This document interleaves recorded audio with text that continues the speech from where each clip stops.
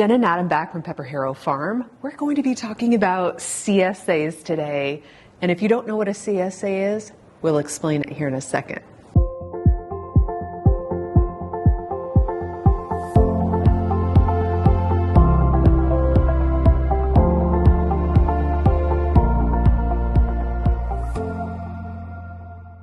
You're interested in starting a CSA. Well, what's a CSA? A CSA means community supported agriculture. So this is where your community comes together at the beginning of your season and helps you financially to get a start on the season. CSAs are a really great way to buy all of your seeds up front to grow all of the flowers, to spread that joy into your community. And we will call this a CSA, but I guess this is kind of similar to a subscription service. But with the CSA, the subscription's paid all in one chunk up front. The first thing we really want to stress and have you consider before you start a CSA is get a couple years of growing under your belt. And if you've seen other videos where we've made recommendations for first-year flower farmers, we don't highly recommend offering a CSA in your first year of flower farming or even growing a cut flower garden. We feel like this is something that you should kind of build up a little bit and get a confidence level going and then kind of expand it from there. But our first recommendation is if you do just want to try your hand and try it out, we recommend starting with a couple local businesses or friends and family. Start with something very small and bite-sized so that you can really test it out, make sure that you can grow flowers all season long, and make sure it's really something you want to do. As you get into it, you might be like, nope, I didn't enjoy that, I don't love it. Or you might be like, I totally love this, I want to do more. You'll kind of get a good feeling about it. It's good to test it out with a smaller audience of people, a trusted smaller audience of people that are easy to work with. The next thing we'll talk about is the frequency. How often would you like to provide flowers to your customers? Do you want to do it weekly or monthly? Our season here is from May to October, and we have gone to only offering it monthly. It gets people excited about the monthly opportunity to get flowers. Weekly was a little bit too much and can be a burden for our customers and even us from a management standpoint. Yeah. So we recommend personally monthly, but you're more than welcome to do it weekly if you got a handle on it. Yeah, and actually you said we do our season through October, but for our CSA, we only do it May through September. We like to give ourselves a little bit of time in October because we know it's the end of the season and there's lots of things that we have to do to kind of wrap everything up and get the farm ready for the ending of the season. Mm-hmm. So we only do ours through September, 5 months and a monthly pickup. And the other thing to consider is when we first did this is our third year offering CSAs. But the last 2 years, we were doing pickups on the first Saturday of the month. There ended up being holidays on the first weekend of the month. And yeah, it was a good learning lesson because you don't want to have to rearrange people's pickups for their flowers because of a holiday. You can do it, but it's just a little bit more difficult. Yeah, 4th of July, Labor Day, all fall at the beginning of the month. And even Memorial Day, which is at the end of May, kind of bleeds into the beginning of August. And we just found that the second week works well for us. Yeah, so take that into consideration if you do a monthly subscription. The next thing to consider is a location for pickup. Do you want to partner with a local business to be a pickup location at their place? We personally have come to only offer pickups here at the farm. And we do that for a couple of reasons. The first one being, if we were at another location waiting for people for the CSA pickup window, we really can't get a whole lot done.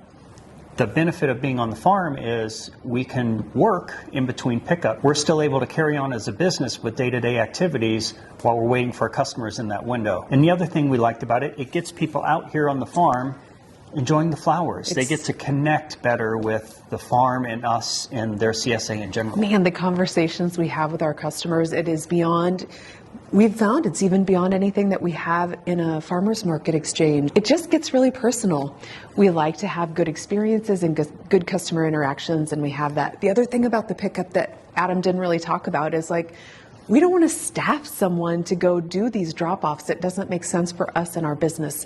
You can certainly do those yourselves, and a lot of CSA offerings do that. They'll have pickup locations in many different places, but we just didn't want to do that ourselves because the productivity loss, and hiring somebody to do it just wasn't in the cards for us either. Yeah, it's definitely more of a personal connection for us. It can feel a little detached if you're handing someone their flowers in a parking lot, but seeing them roam around the farm, it's just beautiful out here.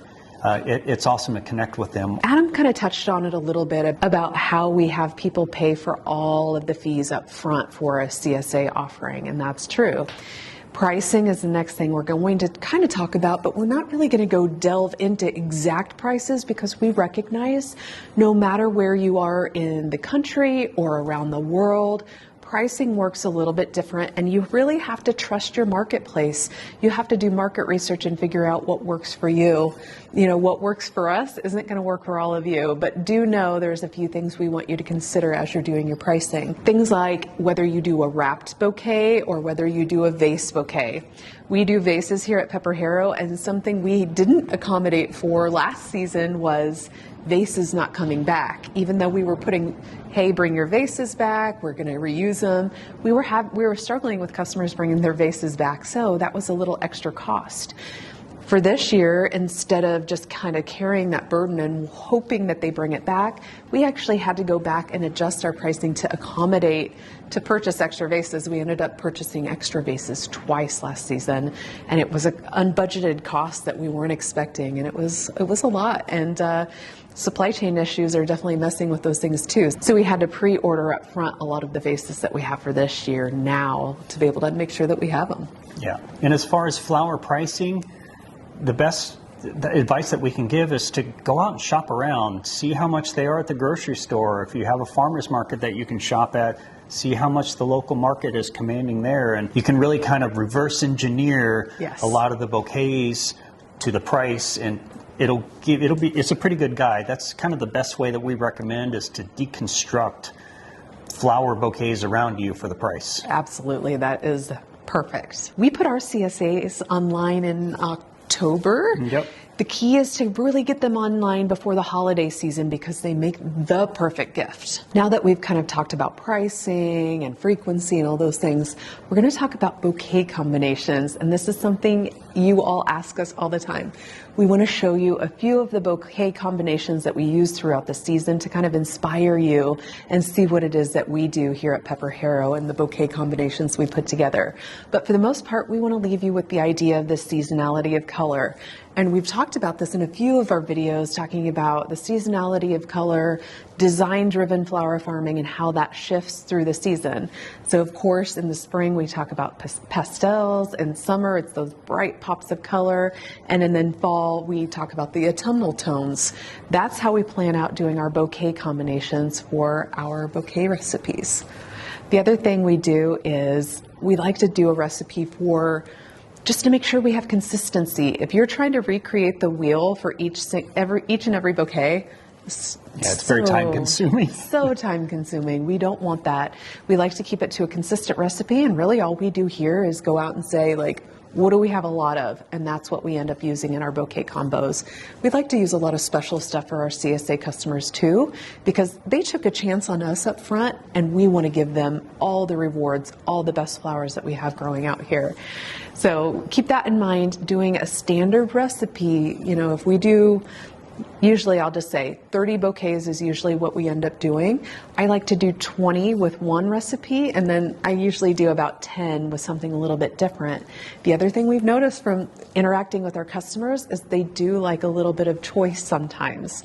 They like our bouquets recipes that we put together, but they like a choice option. So, you know, one versus the other.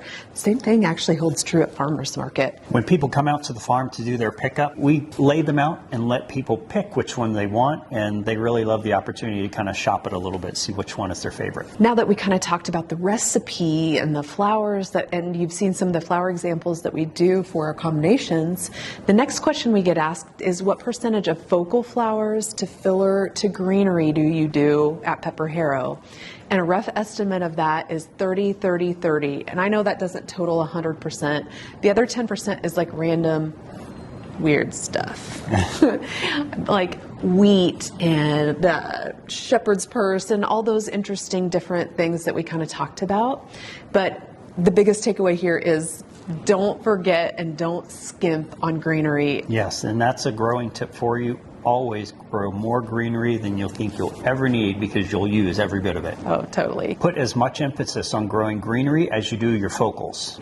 And as you all know, we love using a lot of herbs as greenery in our bouquets, but everything's fair game. Your neighbor's bushes, tree branches, whatever will hold up in water, fair game, you can use it as filler and greenery in your bouquets. One of the largest questions we get, and this is a good, helpful thing if you're interested in doing a CSA, is how much space do you need to how many bouquets can you provide?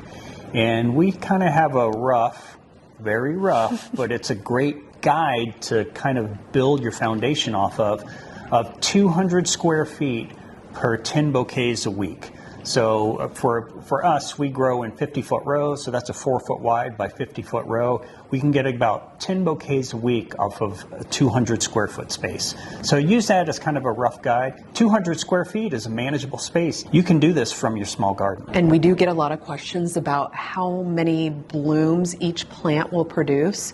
I don't think you have to look at it that way. It's easier if you look at it Adam's way with being able to produce 10 bouquets each week from the space that's available. And that brings us to succession planting. You may have seen our video on succession planting, but succession planting is making sure that you have flowers throughout the entire season.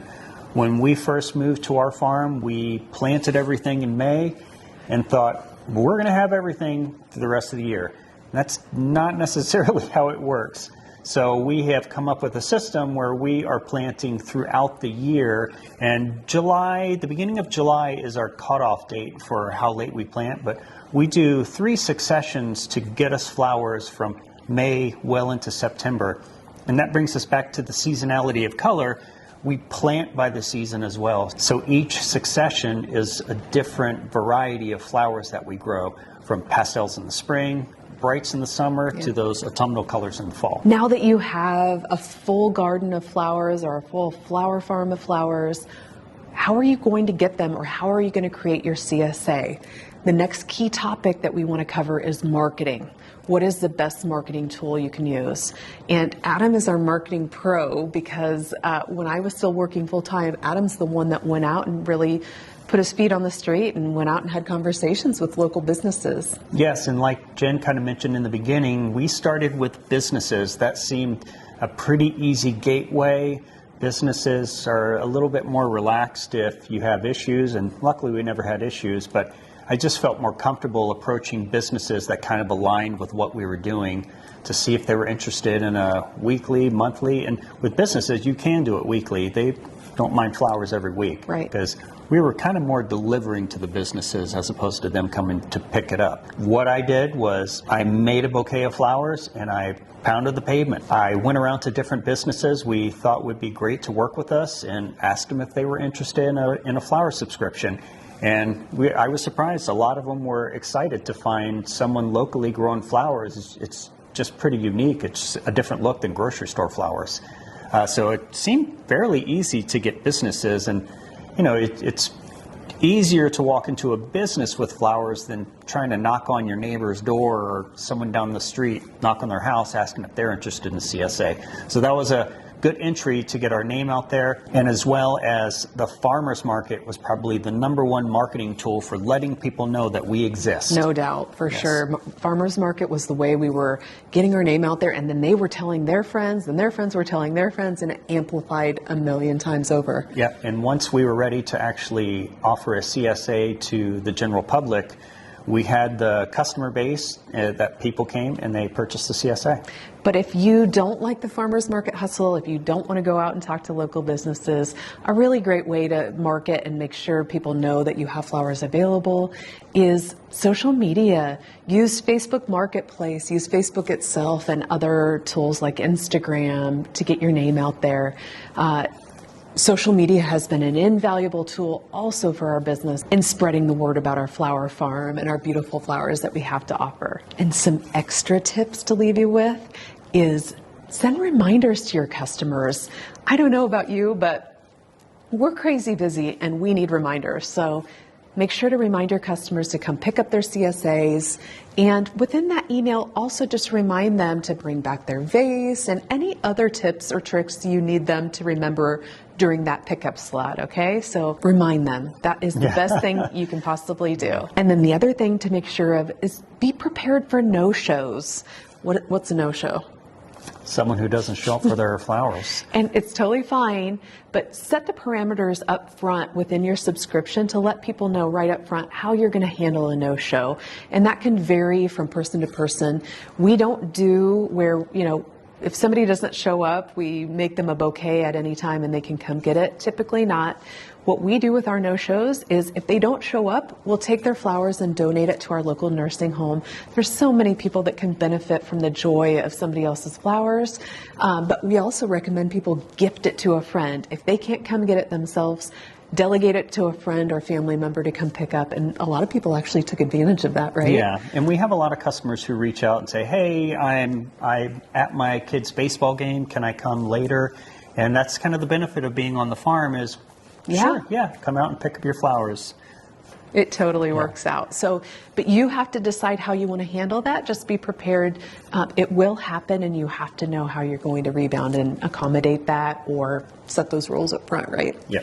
All right. The last thing that we haven't done yet, this is an extra, but I wanted to float it out there too. We actually had one of our loyal CSA members ask us to put a note card with each CSA bouquet to show exactly what was in it.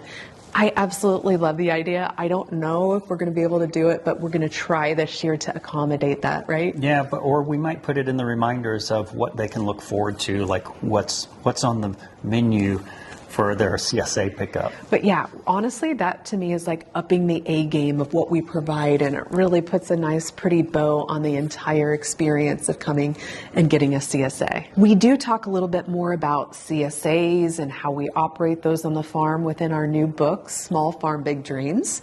It's available for pre-order, and we'll put the link below with the link to our website if you would like to pre-order it.